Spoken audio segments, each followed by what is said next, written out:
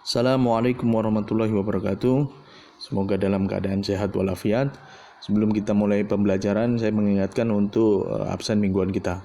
Ya, pada minggu ini kita akan belajar tentang haddus syurbi, hukuman bagi orang yang meminum sesuatu yang memabukkan ataupun sesuatu yang menghilangkan akal, baik dari khamr, dari anggur, perasan anggur, ataupun dari hal-hal yang memabukkan lainnya.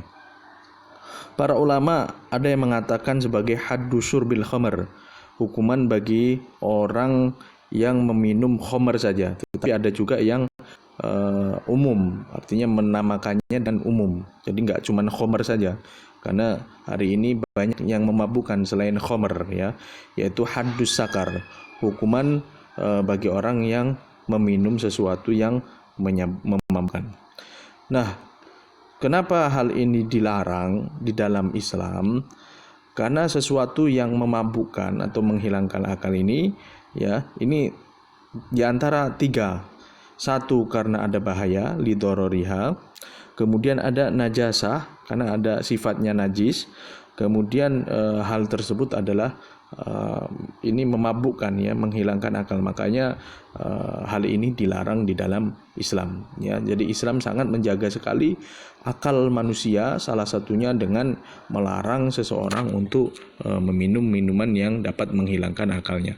Ini sama saja dengan al-mukhaddarat. Mukhaddarat ini dengan narkoba, ya, narkoba. Tetapi nanti hukumnya berbeda sedikit dari sesuatu yang memabukkan tersebut, narkoba.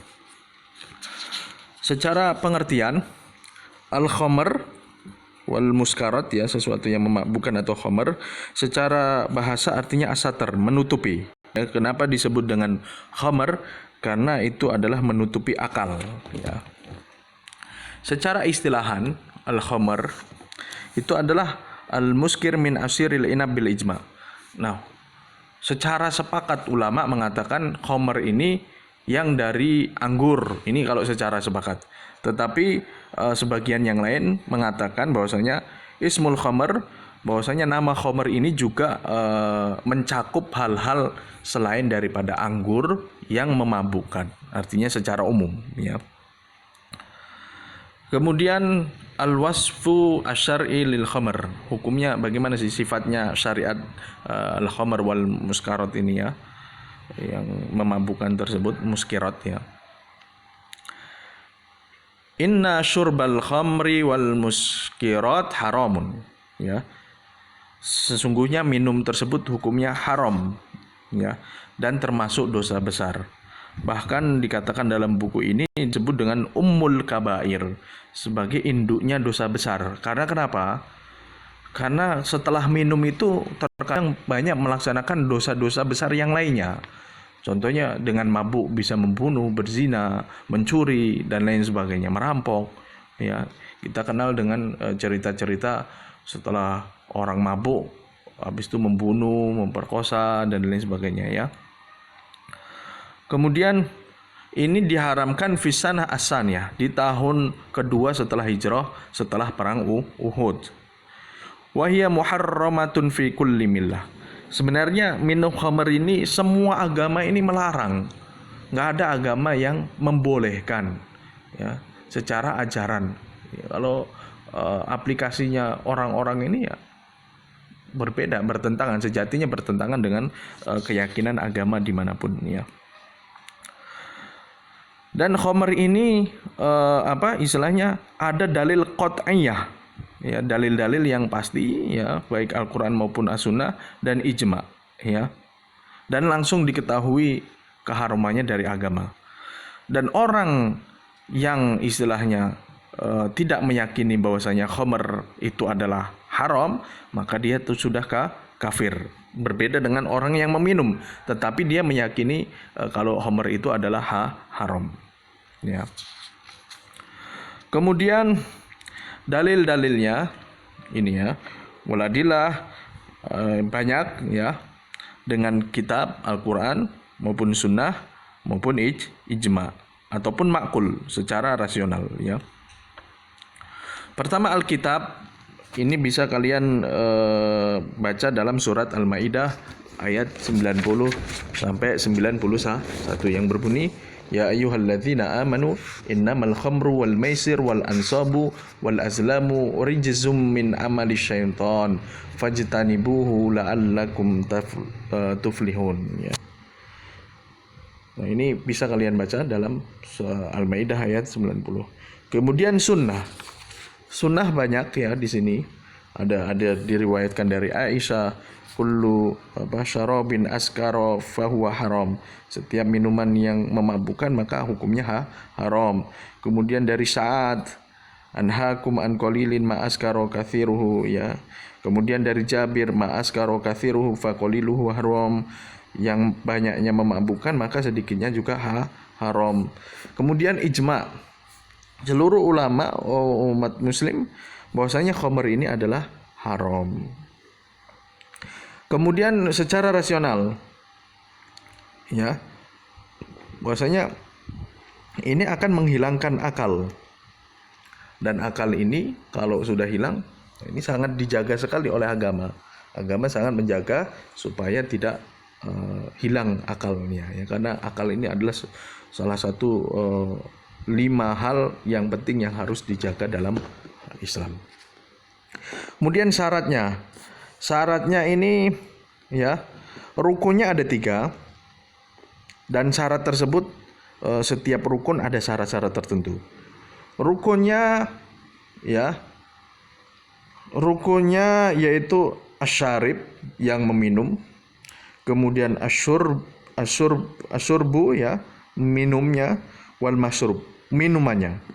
Jadi rukunnya ada 3, ada yang meminum, kemudian ada aktivitas meminumnya, kemudian ada yang minumannya tersebut. Kemudian syarat untuk orang yang meminum, ini syaratnya ada 6. Yang pertama, Islam, jadi dia orang Islam. Kalau bukan orang Islam maka nanti tidak ditegakkan hukuman. Kemudian dia taklif, sudah terbebani, artinya sudah balik dan berakal. Ya, maka anak kecil ini nanti tidak mendapatkan hukuman seperti yang hukuman orang dewasa. Kemudian ikhtiar ini artinya tidak ada paksaan, ya, atas kemauan sendiri, ya. Ataupun dia tidak terpaksa, ataupun tidak istilahnya dalam keadaan yang memang dimaafkan, ya. Kemudian al-ilmu bitahrim, dia tahu tentang hukumnya minum khamr ini adalah haram. Seperti dia tinggal di negara Islam, ataupun memang sudah masuk Islam lama, ya. Kemudian yang kelima, asyurbu, dia harus meminumnya. Artinya apa? Istilahnya meminumnya dengan mulutnya.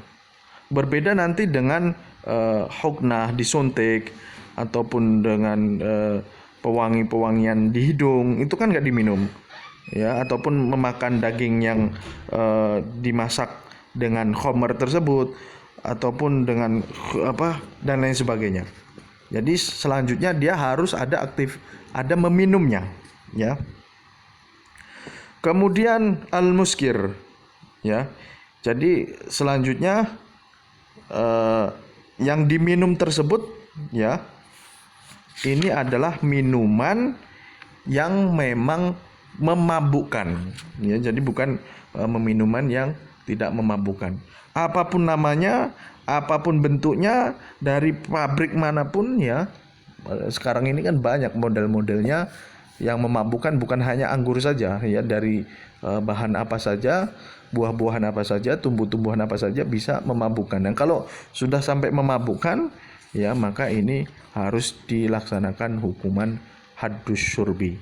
Jadi syaratnya tadi ada 6. Islam, taklif, ikhtiar, kemudian al-ilmu bitahrim, kemudian asyurbu, kemudian al-muskir. Nah, bagaimana menetapkan istilahnya dia benar-benar sudah meminum? Yang pertama dengan ikrar, artinya pengakuan dari individunya, dari orangnya, bahwasanya saya sudah meminum. Kemudian dari persaksian orang yang menyaksikan, yang melihat ya, ini cukup dengan 2 orang ya. Tetapi di sini tidak bisa dengan qarinah, artinya dia itu menyaksikan benar-benar dia meminum dengan mulutnya, bukan karena dia bau bajunya ataupun ini ya, tidak ya. Tapi benar-benar orang yang menyaksikan melihat dia sudah meminum ya.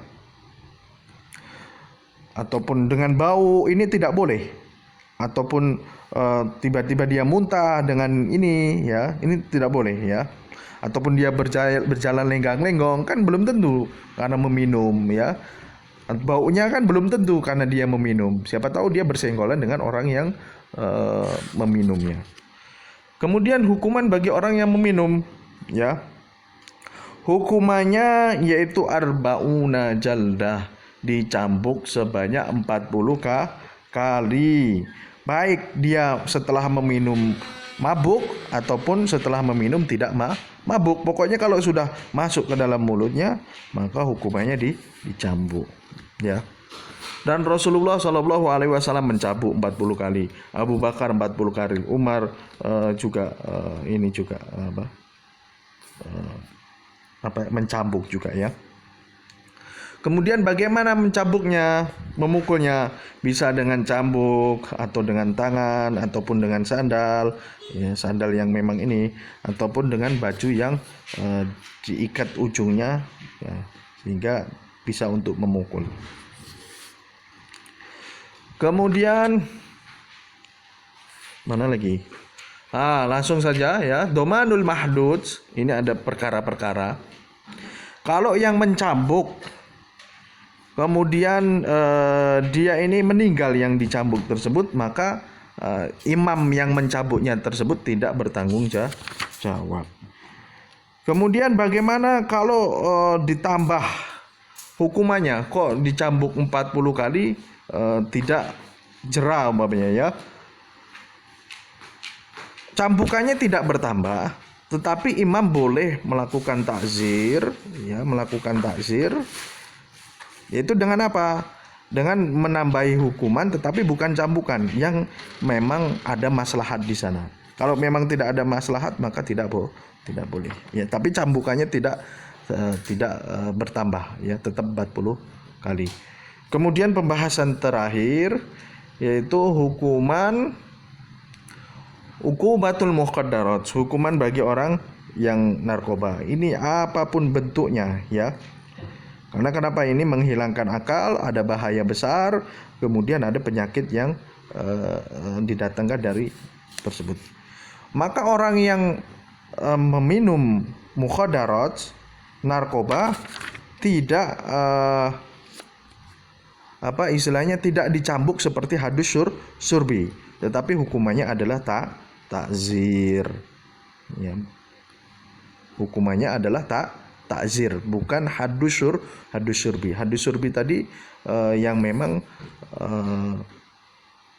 istilahnya dari anggur ataupun dari hal-hal yang diminum kemudian bisa memabukkan.